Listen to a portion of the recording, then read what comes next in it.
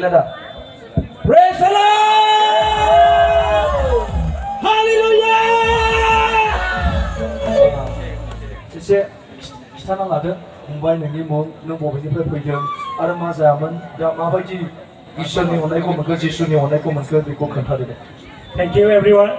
जोबोर गोजोननाय मोन्दों इयाव फैनानै आङो हिन्दु समाजनिमोन ओमफ्राय इयाव आङो बिसासारनि माबा जायगाया जोंना ओरै गफुर साइडथिं मिथिगोन नामाथाय आङो माने जोंना न'खराव एसे फरायनायनि थाखाय प्रब्लेम नालाय फैसानि थाखाय ओमफ्राय बेंगालराव थांनायाव आखाइया मेचिनाव हाबदोंमोन आंना ओमफ्राय इयाव मास मोनसे थादों बे कम्पानियाव मास मोनसे थानायाव डाक्टारा बुंदों दानस'नो नागिरदोंमोन आरो आखाइखौ आंनिखौ ओमफ्राय बरफ खाथबदोंमोन आरो बेखौ बरफ खाथबनायाव आङो ओमफ्राय न'निफ्राय उल्था फैसा बिहरफिननानै आब'नाव न'आव फैनानै ओमफ्राय इयाव ट्रिटमेन्ट लाफैनोसै इयाव आब'मोनाव गोजौआव प्रार्थना सार्थना खालामनानै मेडिसिन होनानै फाहामहोनानै आं आसा खालामदोंमोन आरो ओमफ्राय फैबाय आङो खस्थ' मस्थ' कम्पानिनि फैसाखौ गारनानैबाबो ओमफ्राय दा मिथिं जायो होननानै आब'आ खोन्थाबाय बेयाव फैनानै दा इसोरा लेंबोनाय बायदि जाबाय आरो दा आंनि आखाइया गोबासिनमोन आरो दा माने इसोरा बासै बेनि थाखाय thank you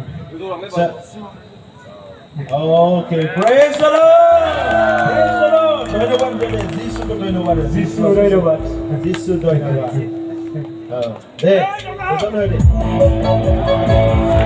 Garibi se, sapu se, he sudata, nam he zo amdoko, nos ki vetam, jisnam me he, zindagi, Yesu